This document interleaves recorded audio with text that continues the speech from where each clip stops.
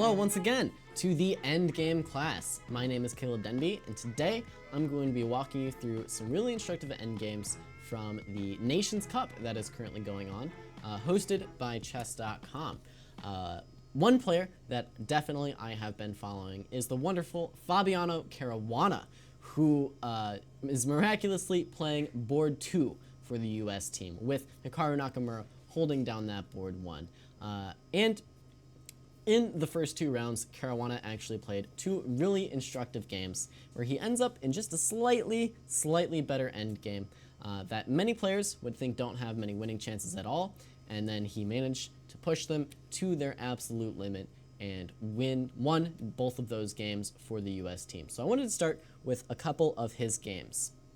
So jumping into it here, this is his game against Santosh Vidit on the India team. This is the opening. Now, I don't know if you read the title of the class, but it is not an openings class, so I don't know what we're doing here. Okay, thank goodness some pieces are being traded. Okay, all right, more pieces getting traded. Okay, there go the rooks. Okay, waiting for some slightly more piece trades. Queen takes d5, knight takes d5. And wait a second, I feel like we can do better. We can get one more trade off the board here. Knight e7, takes, and now h5 by white. And we have arrived at the end game in question here. So, of course, the story of this endgame is going to be that of the 2 bishops for Fabiano Caruana against the bishop and the knight for Vidit. And while this is an advantage, it is not the easiest one to convert. Definitely here, black has a very solid position without many weaknesses at all. So let's see how Fabi managed to dismantle Vidit's position and how he did manage to take out his opponent this game. For the US team, black plays this move, knight d7, to start with. Now, of course, knight d7 opens up this bishop for black, also hints at rerouting this knight to some other squares. Knight d7 itself is actually a threatening move, believe it or not. Black is making a threat with this move. Not necessarily to play knight c5, hitting this bishop, but to play knight f6, when all of a sudden that might be a rude awakening for white to realize that this pawn is slightly indefensible. So Fabiano, of course, notices this threat, plays the move bishop d1, just to guard h5. Now after knight f6, we get the move king d3 on the board, of course guarding this pawn. Now bishop b6 for black, but Fabi is happy to push this pawn up to f4.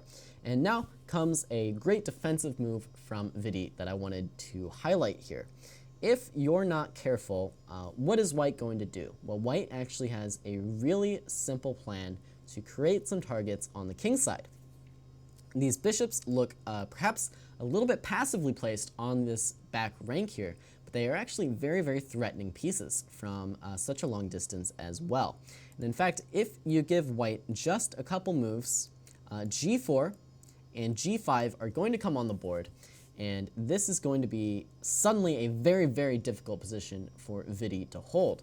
So, for example, if knight d5 takes, f5, well, suddenly this pawn is already falling off the board. Of course, I didn't play this position very well for black in those 3 moves, but it just goes to show you how dangerous these positions actually can be if you're not totally on your guard, keeping track of all the threats. So, now that you know white's plan, I challenge you guys at home to find a move for Vidit to keep the game going a bit. See what Vidit did here to take away these threats of g4 and g5, creating more targets. What could be done? What could be done?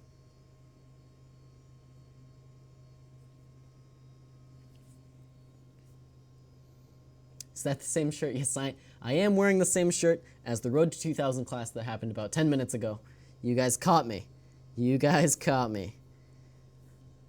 Send all complaints to our wardrobe department.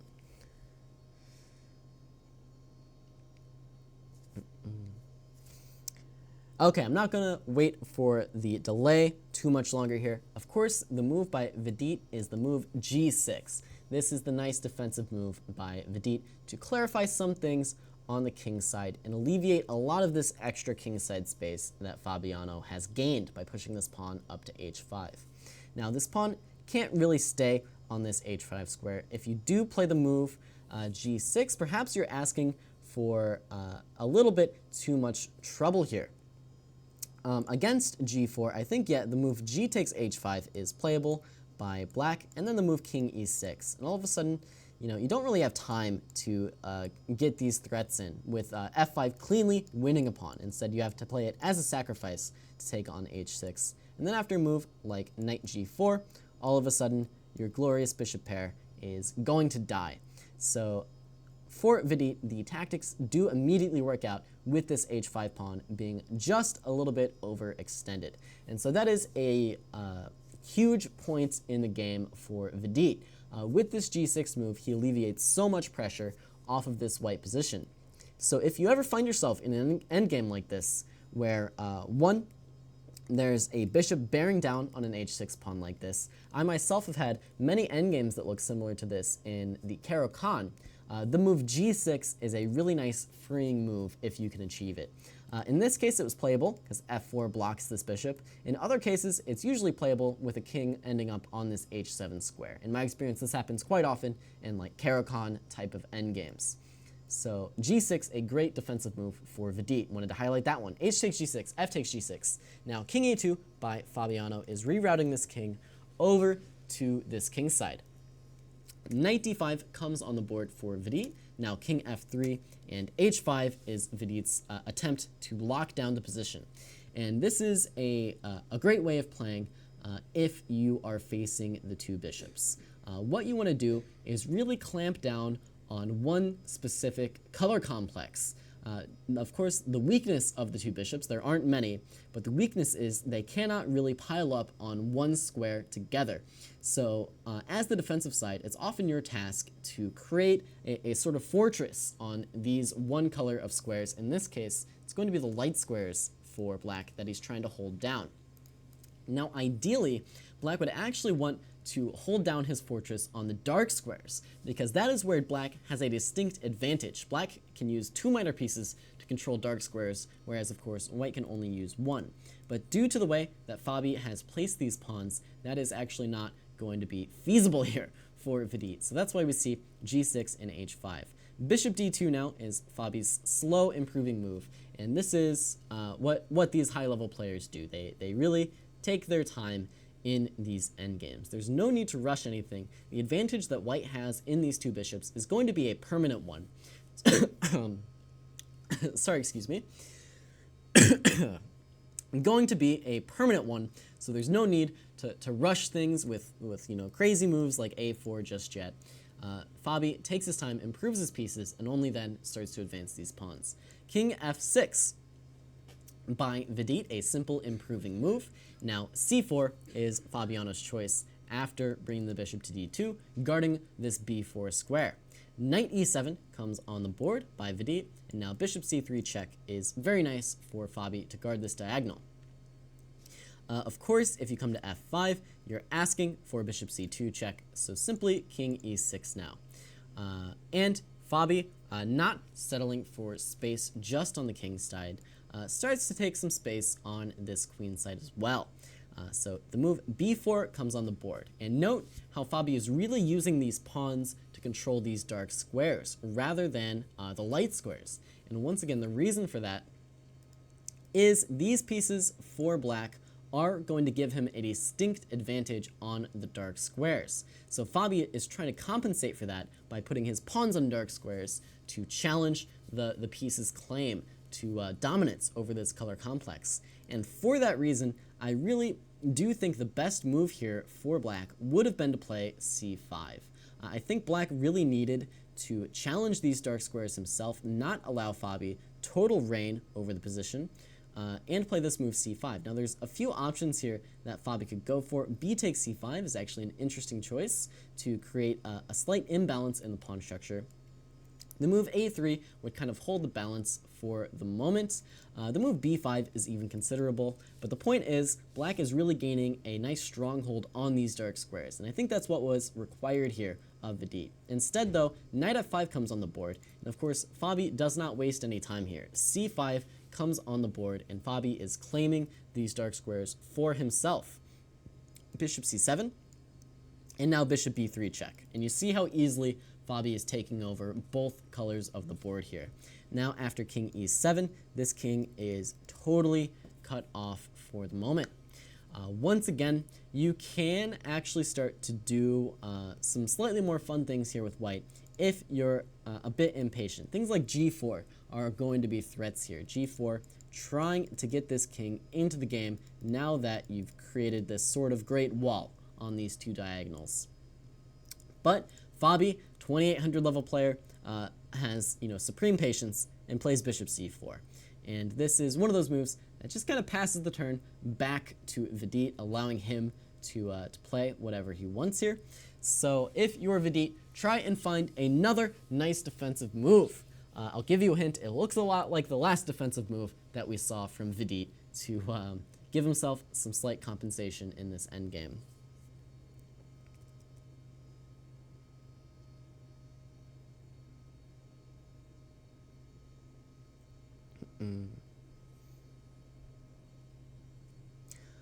Yeah, sorry everyone for the coughing. I promise I'm not sick. Just talking a lot and swallowing wrong.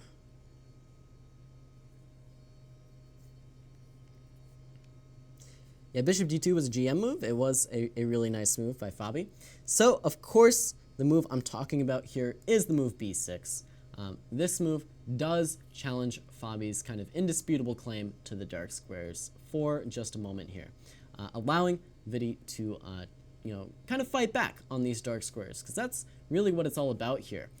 Creating this blockade on the dark squares is the ideal defensive setup for black. Now, Fabi responds to this with the move a4, taking as much space as possible over here.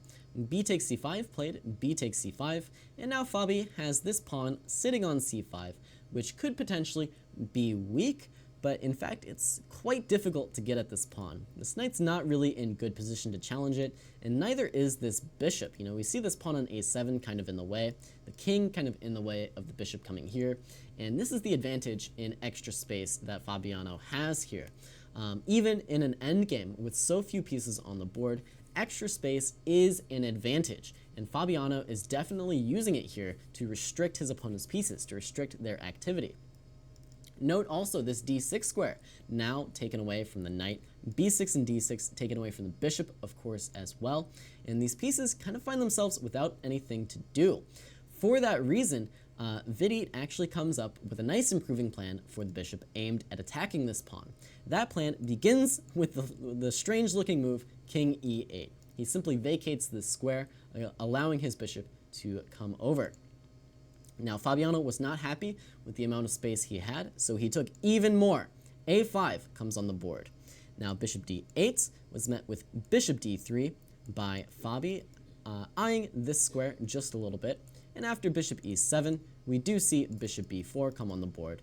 Now that this bishop has left the d4 square, this is why Fabi put this bishop on d3. He's just keeping an eye on this knight, making sure it can't get too active. Bishop f6 now was Vidit's try, and Fabi, of course, continues with this move a6. And this is a really great way to generate winning chances in these endgames where material is equal. You don't have a passed pawn, but you do just have slightly better pieces. By putting the pawn so far up the board, now all of a sudden, black is going to have to concern himself with threats of moves like bishop b6. This pawn on a6 is so close to queening that if the a pawn ever moves out of the way, look out, this a6 pawn will become a queen. So this is a great way to press in these kinds of endgames. Just take as much space as you can. The caveat to that, of course, is that taking all this space can create some weaknesses. So just be aware that if you press too hard, create too many weaknesses, and give your opponent targets, that's when these endgames start to backfire. So the trick is doing it while making sure your opponent can't actually use these targets effectively. So bishop e7 comes on the board. g4 now does come on the board for Fabiano Caruana. This is the final step in breaking through here. First, he takes all of the queenside space, and only then is he ready to open up this king's side. H takes g4. King takes g4, knight e3 check. Okay, this king now does have to step back to f3, and rather than come back to f5 and allow this white king to do some more dancing, perhaps coming up to e4, perhaps, you know, we would just see some more waiting from Fabiano, Vidit actually comes back to d5. And I think this is a little bit of a mistake here, a little bit of a mistake. I think knight f5 was, in fact, the more resilient defense, just keeping hold of this g6 pawn. After the move knight d5, of course, this does give up the g6 pawn, and Fabi gladly captures it. King f8 now. This bishop is attacked, so bishop a3. Now, knight c7 by Vidit challenges this pawn. Bishop d3 is required to guard this pawn. Knight e6 is going after the c pawn in return. This was likely Vidit's idea from the beginning, giving up this f pawn in exchange for the c pawn. So, knight takes c5 is the tactical line that Vidit was hoping for. Bishop c1, now knight d7, king up to e4 makes sense. Bishop c5 from black, and now the move king f5 on the board for Fabiano Caruana.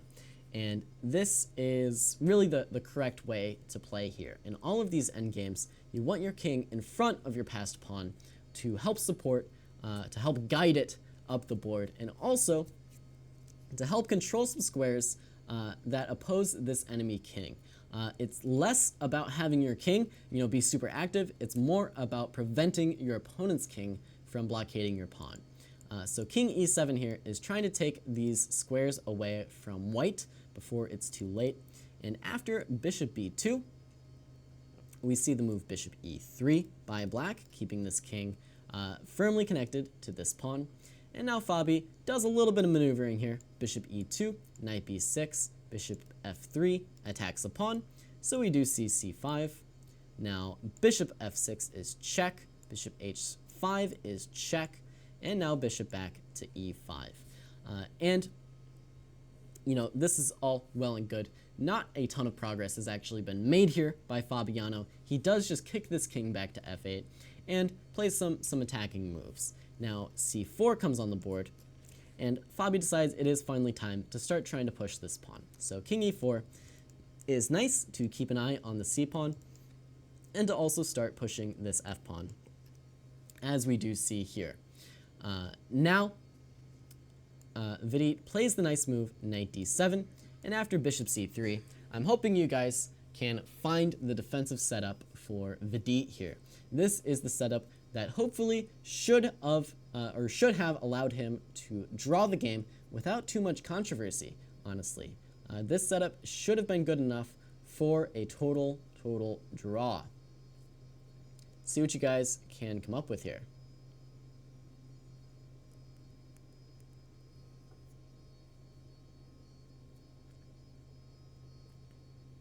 Hello to Akash.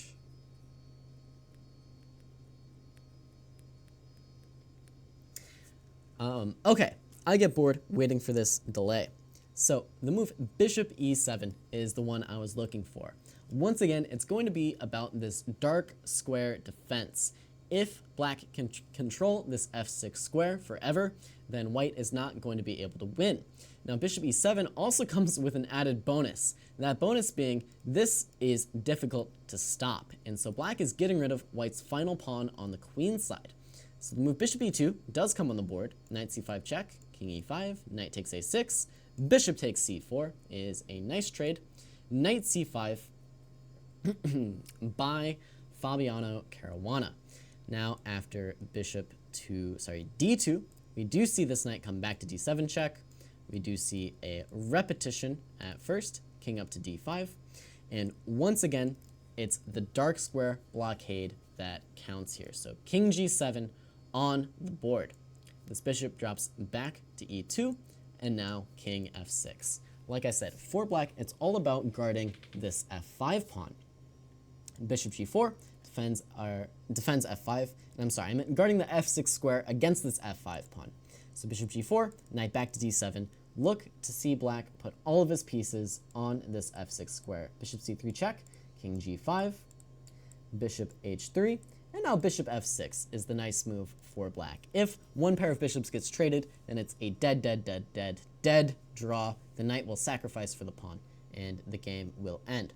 So bishop d2 is a check instead, Now king h4, bishop f1, and I think this is the point where Vidit finally loses his accurate touch here. So see if you guys at home can find the way for black to pretty much permanently blockade the f6 pawn and just alleviate any winning threats from white. You really just need one or two more accurate moves, and this game is going to be dead.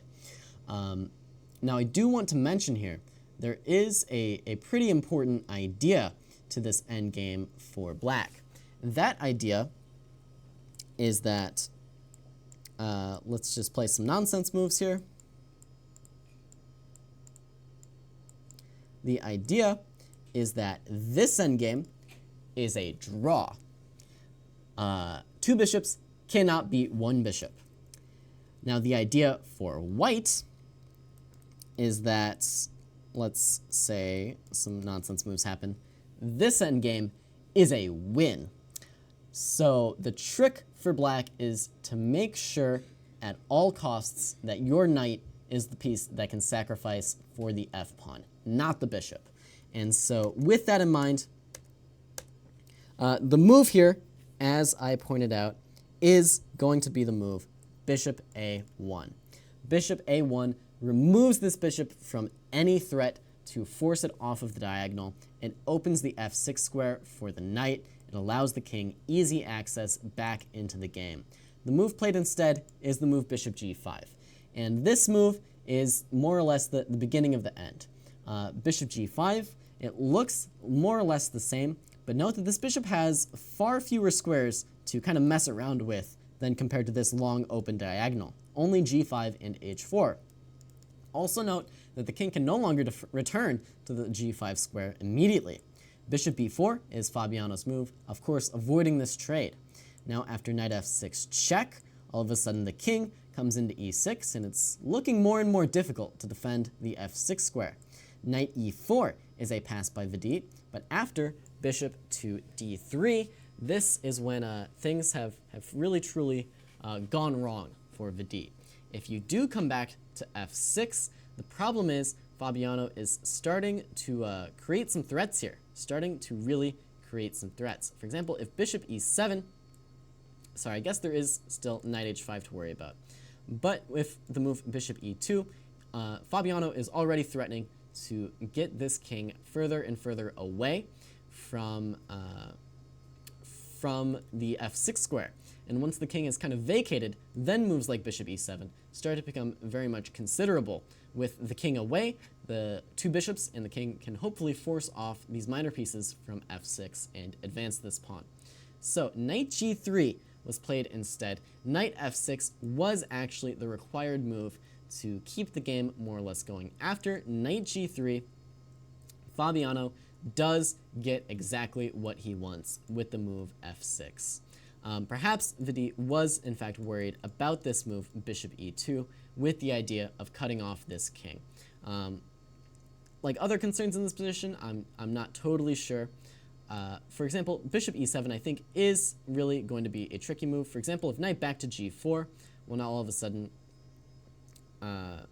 let's see. Yeah, I don't know. I guess bishop e7 isn't much of a concern. It is this move bishop e2 that does give black some trouble here. So I think though knight f6 had to be played. It was really the only try. Knight g3 allows f6, and after takes and takes and king g4, this is where Fabi starts to show his stuff here. This is by no means an easy endgame to win, but it is in fact winning. It's not every day you see two bishops against a knight. So the nice idea for Fabi, first he plays king e5, and now after king f3, he plays a really, really great move for endgames like these. If, God forbid, you ever find yourself in an endgame like this, note that it's not always in your best interest to take this last pawn. The king and the knight are never really going to threaten to promote this a pawn sitting here on a7, and so it can be a very useful tool for you to keep this pawn on the board for a while you figure out what you're doing, try and make some progress against the king. And once you're confident, you kind of have the winning plan, or if black does manage to force you to take it, only then do you take the pawn. Why is this advantageous? Well, because the 50 move rule exists, and you would hate to get to move 50 and not have won the game. So by giving yourself a few extra tempi to mess around with, you keep this pawn on the board, and this is a great practical way of playing. So the move bishop a6, of course, comes on the board for Fabi, keeping this pawn right where it's at, not letting it move, not letting it force itself to be captured. Now, the trick to this endgame is going to be the trick to most endgames where it is a lone king and a knight trying to defend, or a lone king and a piece trying to defend against other pieces. The trick is to get these pieces separated. So that is exactly what Fabi tries to do here. You try to create separation between the king and the knight, and then you can kind of work against them independently. You can try to checkmate this king and trap this knight, and with both threats, the further away the pieces get, the more difficult it is to stop either. So the move knight e4, of course, would be the easiest way to lose with the pin. So knight e2 comes on the board. Now bishop d2 is already starting to corral this king, taking away the squares close to the knight, making it difficult for the king to stay around. Now knight g3, and the move bishop g5 by Fabi. This one, I don't think is any huge idea, just passing the time for the moment. Now knight e4 does come on the board here. It is slightly different. After bishop b7, we see the move king g4, and this was the point for Vidit. He can unpin. Bishop e3 by Fabi, and now knight back to g3. This bishop steps up to f2, and now Vidit finally starts trying to push this pawn forward, forcing it off the board. We see bishop c6, a4, and bishop takes. So now the clock is officially on for Fabi. 50 moves to mate. 50 moves to mate from bishop takes a4. King f3 comes on the board, bishop d4. King back to g4. Now, once again, the trick here is trying to separate the king and the knight, at the same time threatening simply to checkmate the king. So what you do is you create awkward situations for the king where you have to pick one or the other. You either stand by the knight or you get pushed into a corner. So Fabi does that with this move, bishop d1 check, hitting the king. Now, if you step back to the side, you are unfortunately trapped on the kind of first rank here. In this case, the first file, the H file, but you do get to stay with the knight. Similar story if you play king h4. You get to stay with the knight, but you are trapped on this kind of H file. Now, if you play king g5, well, this is a little bit different. Now, your king is staying off of the back rank, but you are starting to separate from the knight. And that's why Fabi plays king e3 now, presenting him with the exact same difficult decision. Do you want to stay by your knight, or do you want to escape with your king? Vidit chose escaping with the king, but that's not where the trouble ends. Bishop c2 check now, and all of a sudden, it's the same decision again. Do you want to go to the first, or do you want to be free? Vidit chooses freedom, king f7. And now Fabi plays a really, really great move here. The king and the knight have been separated, so what does he do? He starts to go about the process of trapping this knight. Bishop d1 guards h5, prevents this knight from coming back into the game. King g6 tries to get this knight back, but now the move king e6 from Fabi is nice, guarding more squares around this king. Once again, the dual threats, trapping the knight or checkmating the king. Now, after knight h5, the king has taken away the f7 square. Bishop c2 check comes on the board. All of a sudden, we're running out of squares for this king. King g7. And now Fabi, I think, does play slightly inaccurately with king e7, but it doesn't really matter. Knight g3 was bishop d3, knight h5, bishop g5 now, knight g3, and king back to e6. And then, okay, after knight h5, find the way to put away the opponent here. There is more or less just a very, very clean win for Fabi in this position. See if you guys at home can find it.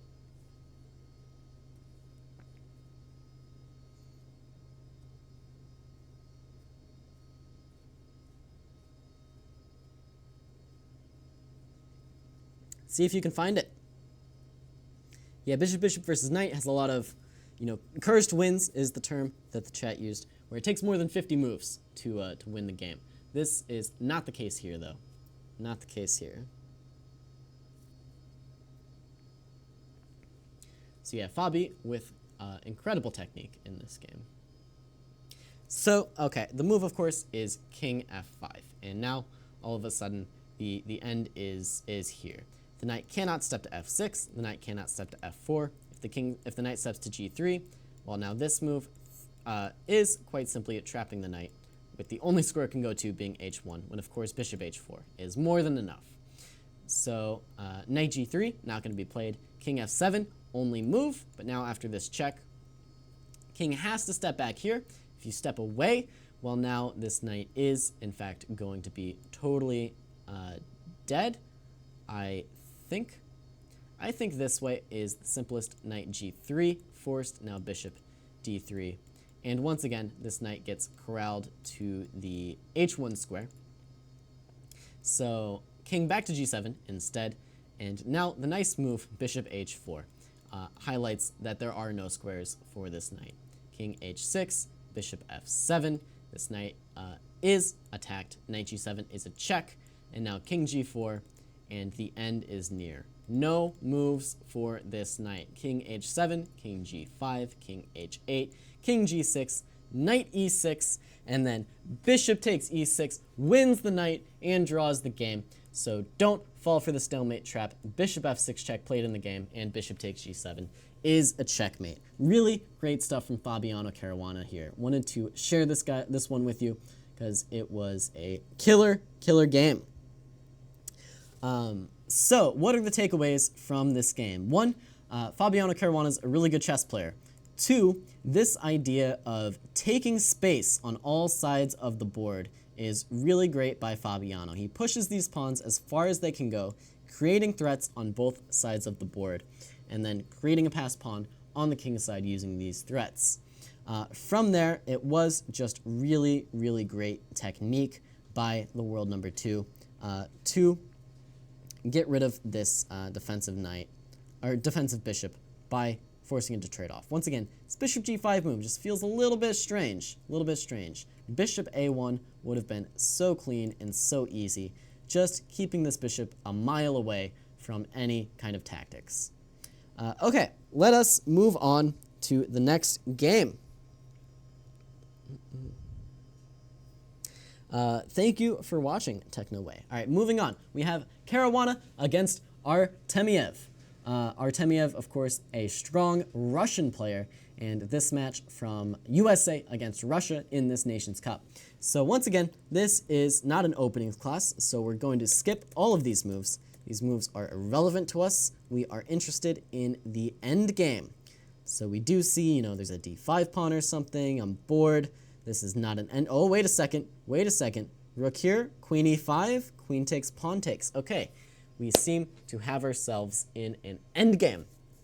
Now the good news for Fabi is by, some kind of luck at this endgame, he is winning a pawn by force to start with. With this nice move, rook c5. It pays to have the active rook, winning one of these pawns. Now, black, of course, does a very good job of getting active himself, playing the move a4. Rook takes e5, a takes b3, a takes b3, and now after rook a1 check, king g2, and rook b1. This rook is relegated to passivity on the third rank, guarding this b pawn kind of forever. So, my question for you wonderful people is, how do you go about winning this game with the white pieces here? If your name is Fabiano Caruana, how do you create problems for your opponent in this position? It's really difficult, actually, as your rook is tied down to this b pawn. But there is one plan that is a really great winning plan here that Fabi went for and executed really well, in fact. So I'll let you guys at home try and find this one. It's a great winning plan. Let me pull up my chat again.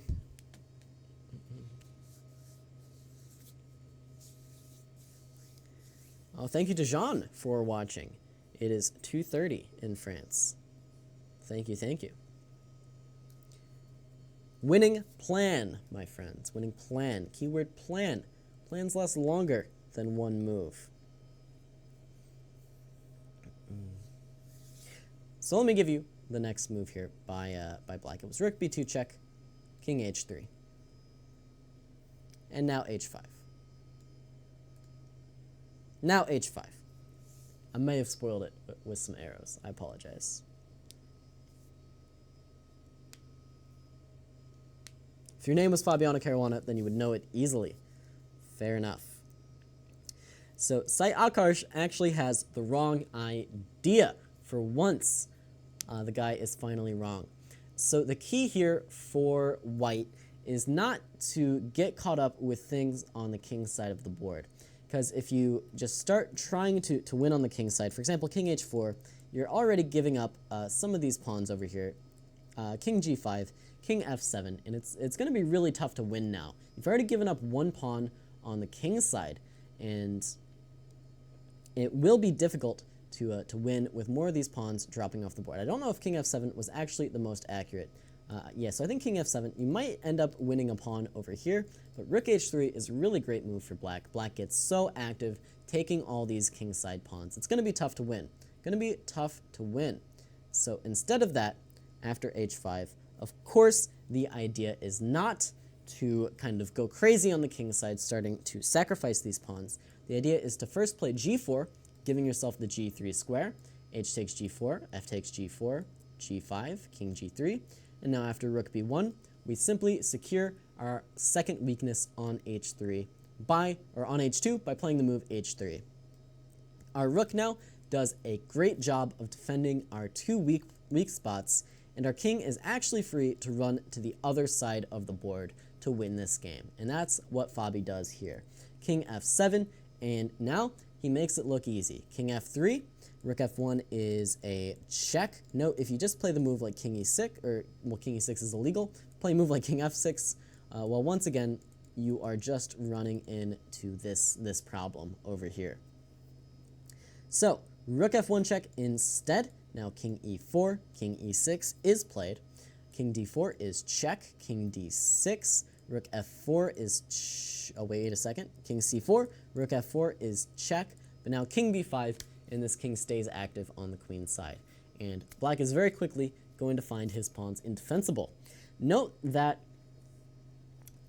if this rook tries to cut the king off from this direction, that's when white can sort of switch ideas here, going for stuff on the king's side. Additionally, the move rook d3 is here for white. Note that after king f5, there actually is an annoying rook d5 check, when rook e5 would be met with rook d3 and kind of disaster. So can't really play king f5 just yet, but rook d3 would get the job done with this king still getting over here anyways. Okay, so instead king e6, and now this king runs over here. Rook e8 is the next great move by Fabi. The rook has served its purpose defending this b pawn, and now it switches ideas and goes for activity. Note, rook d3 still not playable. Still not playable due to rook d8 check. Fabi always making sure his opponent does not get active. Rook f4 played instead, going for similar ideas, but now it's too little too late. Rook g8 is going to be a technical win for Fabiano Caruana. So that is really the bulk of the endgame right there. We went through it pretty quickly because the idea was actually pretty simple. The idea in these endgames is always to get king activity. King activity and rook activity are absolutely critical in these endgames. So what does Fabi do? He makes sure his opponent doesn't get activity, and he gets activity for himself. So let's go through that one more time super quickly here. He wins this pawn. The black rook gets active on b2. White uses this rook both in an active role to cut off the black king and as a defensive piece as well, guarding all of the weaknesses. He shores up his pawn structure over here and then gets his king active, finds the path for his king to the queen's side, and is simply technically winning soon after that. Let's see how Fabi does it though. King b5, rook g1, b4. He pushes both of these pawns up the board. Rook b1, rook g8. Now the g pawn runs. King f6, now king c5. And after king b6, black went ahead and simply resigned. Of course, it's difficult to stop this pawn from getting all the way to b7, and then this pawn as well. are going to be simply too many threats for the black rook and black king to handle. So, once again, really simple chess here in the endgame from Fabiano Caruana. It's all about finding activity for your king and making sure you're not giving counterplay for your opponent. That is the key to this endgame. Once again, it is really easy to draw this endgame if you get sucked away by ideas of, g5 in the game, getting sucked away by ideas of just going a little bit crazy.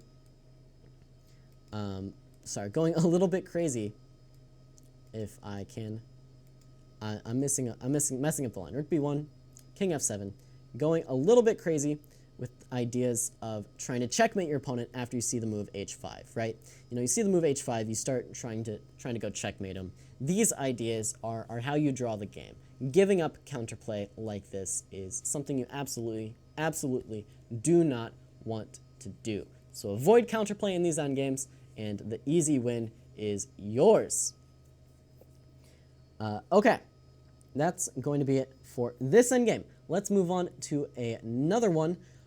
Which do I want to actually do? Let's do the endgame between Levon Aronian and Santosh Vidit. This is another great game from Levon Aronian, who it is great to see playing chess again in this Nations Cup, representing Team Europe, I believe. Either Team Europe or Team Rest of World. I'm not sure. One of the two. Anyways, let's see Levon in this game. Nobody cares. He played a reverse Benoni in the opening. Fun stuff, but not the topic of this lecture. Knight takes d4, nice little tactic for you guys. Look out for that one. We see takes, c5, sacrifices the pawn back. Now he occupies some light squares. Good endgame stuff. Wait, takes, d3, bishop e3. What's going on? Are we nearing an endgame yet? I feel like there's one too many major pieces on the board for me to call this an endgame. Oh, okay. Rook here, takes. Now, we are firmly planted in an endgame. So, let me ask you guys at home, who would you rather be in this endgame? Of course, bishops of opposite colors. So, 3 choices here. White is better, white is worse, and black is better, or big equal position should be a draw. What do you guys think? What do you guys think?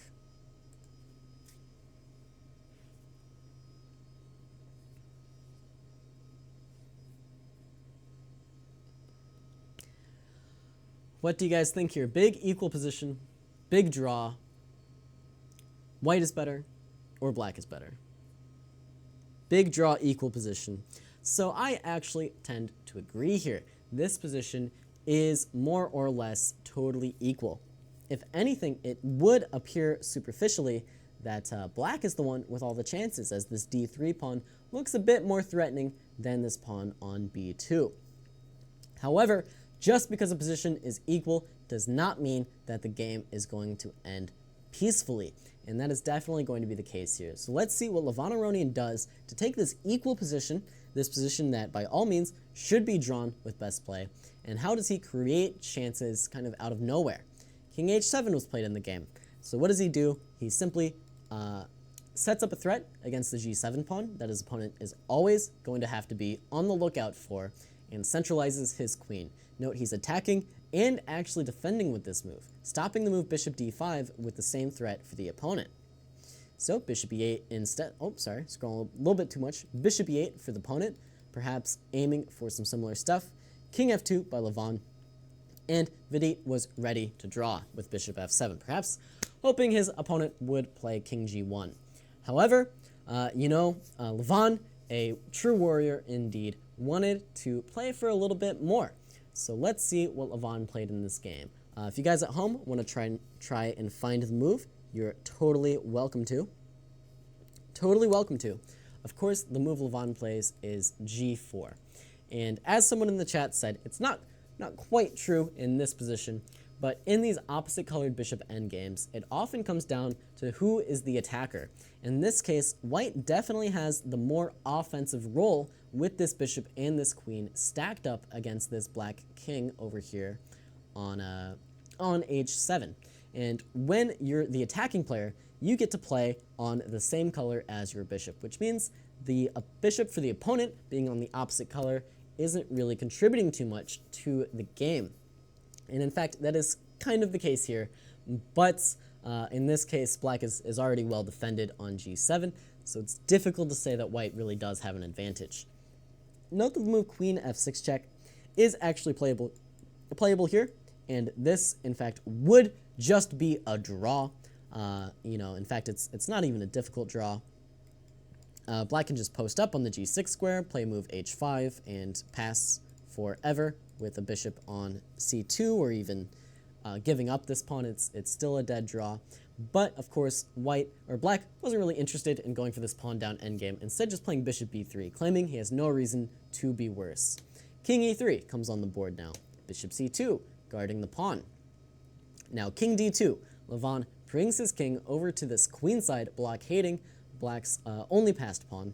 Bishop e3, and the players repeated for a moment, and now Levon decides once again to play on with the move queen e7. Black plays the move bishop c2, and then I'd like you guys to try and find Levon's next move. This is the move that really shows the fighting spirit from the Armenian, shows, perhaps he saw a little bit deeper than his opponent. White to move, and believe it or not, win the game.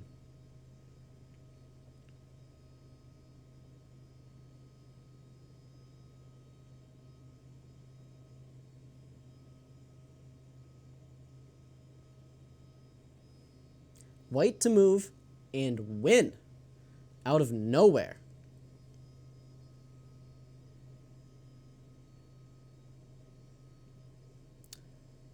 I'll let the chat try and find this one. I don't want to spoil it for him.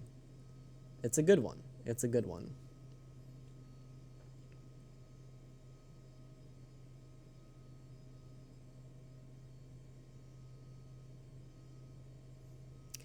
Okay, someone has seen the game live, so I guess they're not spoiling it for everyone else. I am now going to give away the answer. Hopefully the people in the chat have found it.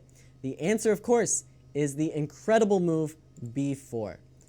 B4 is just out of nowhere winning this game. Black, of course, captures on b3 en passant. This is legal. I promise this is legal. But now, not the move a4, which would be a huge blunder, allowing b2 when pawns come off the board. Instead, bishop b2, and suddenly, none of the black pieces can move. How did it happen? I don't know. Levon Aronian's a magician. None of the black pieces can move. You don't believe me? Try to move the queen. You can't. You just can't move the queen. Maybe you could go here. I'll take. But now all of a sudden, try and move your bishop. Where are you going to go? Where are you going to go to b1? You're going to go hang out on the a2 square? Is that where you're going to go? You can't move the bishop. None of the black pieces can move. A truly incredible tactic from Levon Aronian here. A great one. A great one, to be sure. b4, the crazy move by Levon, highlighting how he expertly just pinned down all of these black pieces. This queen stuck to the g7 pawn, this bishop now stuck to the d3 pawn, and with b4, after a takes b3, bishop b2 keeps this bishop entombed on c2. A real study-like endgame here by Levon to just win this position. Note, if black doesn't actually take on b3, this b pawn is in fact going to be far too strong. b6, highlighting that this queen can't move, and then next thing you know, in this endgame, this one is not going to be a draw because the activity of the white king is so powerful that this bishop is just going to die. Just going to die. So that is really the story of this endgame. Bishop b2, and then these were the moves that were played. Black eventually sacrifices this bishop, plays d2. Levon takes off the queens and takes off this pawn, and it is just a dead lost position for black. So of course, black didn't have to fall into this. Bishop c2 was a bit too nonchalant. If bishop d5 had been played, I mean, I'm sure the game would continue, but it's still going to go on. And white is always going to have this nagging pressure against g7 that is just going to be slightly uncomfortable for black to be dealing with. Probably that's why here even the move queen g5 should probably just be considered for black. Just accept your slightly worse endgame.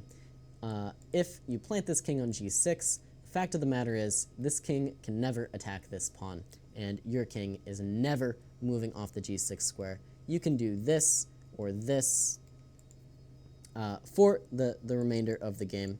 If the move b4 ever comes on the board, well, now you are actually a bit happier to play this move a takes b3 when one of the white pieces is going to be relegated to the defense of this pawn. So probably black should have just tried to take the queens off in this endgame. Instead, bishop c2 and the shocker b4 comes on the board, winning the entire game. Well done to Levon. Yeah, self-entombment. Okay, we have 9 minutes left. Hopefully that's enough time for me to go over one last game for you guys. This one between Jan Nepomniachtchi and Hikaru Nakamura in the big Russia versus United States matchup here. Hikaru with the black pieces. This game is so long that I'm just going to skip to this position here. So many of you probably remember the Magnus Carlsen Invitational that just happened, where Hikaru had the white side of a position that looked quite similar to this one. So in this case, Hikaru finds himself on the black side. Perhaps Jan saw Hikaru win that game and thought to himself, why don't I try that? So in this game, queen a6 played, f4, queen takes a5, knight takes a5, knight b8. So the story of this endgame is actually this weak c6 pawn here. We see Jan putting a lot of pressure onto this pawn, but Hikaru is claiming that he has a defensive setup that is unbreakable. This knight on b8 will guard this pawn on c6. You can play king d7 for a second defender. And the key difference in this game here, I think, is really that this e5 square is unusable to these knights. If you remember the game, Magnus Carlsen Invitational, knight e5 was a key move for Hikaru Nakamura in that game to take some extra space and more or less force his way into the position. Now, with this pawn on b5, there's really no way for either player to break through here. So Hikaru, for the next, I'm not kidding, 70 moves, sits back and does nothing until Jan gets frustrated.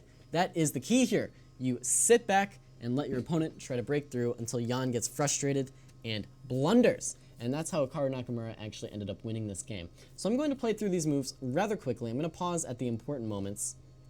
Jan tries h4, trying to open things up. Note, Hikaru does not panic. He just leaves this pawn on g5.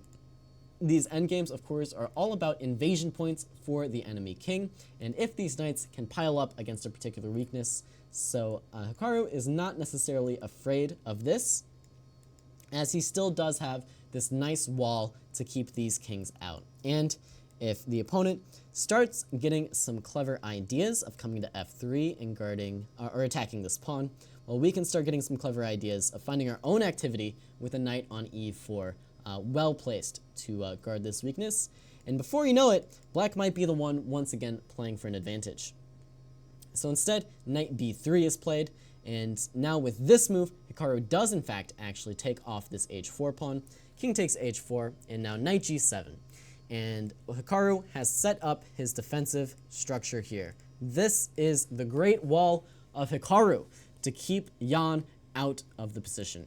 Knight d2 played in the game, trying to reroute over here. Now knight f8, knight f3. Hikaru gives a check. The king steps back. King d8. Knight h4. Hikaru sees no reason to trade. Trades are not always the way to go about having the best defensive setup. In this case, Hikaru thinks he can make use of this knight on e7, guarding all these entry points. King f3, and now the players shuffle around for a little bit. Knight c1, king f7, knight b3. And then Hikaru plays another really nice move here, and that move is the move h5. He finds the moment to simplify just a little bit further. Now, if takes, of course, Hikaru will take, and after a move like f5, the position is just going to be so incredibly dead drawn that it's not even funny. Note that after knight g7, for example, in this position, you would not want to play f5, giving the king access to g5, but rather, you know, you can play a move like knight f5 first, and work to keep this king out of your position. Then you can play a move like f5, and then it's just going to be dead. So, g takes h5 not played. If g5, a kind of similar thing might happen, where Hikaru takes advantage of this nice f5 square. With a move like knight f5, I think immediately, yeah. You can even take first, but let's say immediately. Just for example, takes, and then takes, king here. And once again, somehow it is black with the passed pawn. G takes f6, for example, and these squares are still going to remain guarded. So, okay. h5 by Hikaru, knight a5 by Jan, and now after h takes g4, king takes g4, we do see knight e8, kind of asking for the king to invade, but now all of a sudden you've gone one step too far, and you have to look out for your b4 pawn. So knight e8, f5 by Jan, knight c7 guards this, threatens this, f takes e6, king takes e6, knight back to g2. Now, if knight a6, you're running into knight f4 check and knight d3 to guard just in time. So instead, knight back to e8 was played. Knight f4 check, king d7, knight h5, king c7, and once again, Hikaru has set up his defensive structure here. This is all you really have to do in these endgames. Keep an eye on your weakness and ensure that the enemy king cannot invade. And that's exactly what Hikaru does. Knight b3 now, king d7. Hikaru is just passing the time. King f7, knight g7, knight f5, now is suddenly making a threat. Knight h4 is a check, king g3, knight h5, king f2 avoids the repetition, knight back to g7, knight b7. Okay, I'm just saying the moves here. Let's skip ahead to when good things finally happen. Knight e to f5, knight back to f7, or e7 rather. They repeat a few more times. Hikaru keeps giving checks. This is his defensive setup with the Great Wall constructed. King e7, king f7, king e7, king f7, knight h4 check, knight back to f5, knight g3 check. And we're getting there soon, I promise. I told you it was literally 70 moves of this. Knight e8, king f3, knight c7. Hikaru, once again, starting to create some threats on b4, so white has to be a little bit careful. Knight e2, knight a6, knight d3 defends, knight back to c7, knight ec1, knight e6. More shuffling. Knight d8, king g6, king f7, knight d3, and here we go, knight e6, knight h6, the king gets forced back just a little bit, knight back to d8 to guard this pawn, knight f4 is a check, king up to f5 rather, knight h5, king g6, and we're getting there soon, and yes, this is the point when Jan got impatient. So, of course, those past however many moves, let's see, we're move 99. When was the last pawn? Did they actually reach the 50 move rule? I'm confused a second here. It really felt like, okay, this was literally move 49, I think, for white. On move 50, the guy played f5. Now on move 99, he plays the move e4. So this is the point where Jan perhaps got a little bit over ambitious here. So this is the art of pressing too hard. That's why I wanted to show you guys this endgame. I know it took us a while to get here. We're on move 99. But sometimes your opponent just does have a good enough defensive structure. And by playing moves like e4, you're running more risk than you're gaining. The move knight g5 comes on the board, king e3, and now d takes e4. So knight takes e4, of course, makes sense by white to regain the pawn. But now after knight g to e6, there's suddenly pressure on d4, and rather than give yourself a passed pawn, you've just given your opponent a passed pawn. This is exactly what Hikaru used to win this game. Knight c3 on the board, now knight c7 by Hikaru, guards b5 and d5. King f4, knight a6 challenges the b4 pawn, knight a2, and all of a sudden, look who is relegated to being passive now. It is this knight. This is the active knight hitting b4. Knight back to c7 though, king e4. Now after f5 check, king e5 is the final blunder. King f4 was required to actually put a stop to this pawn here. You can't really give this check because then king e5 and this pawn is hanging. You can, I guess, give this check, but now after f4, you have given up the e5 square.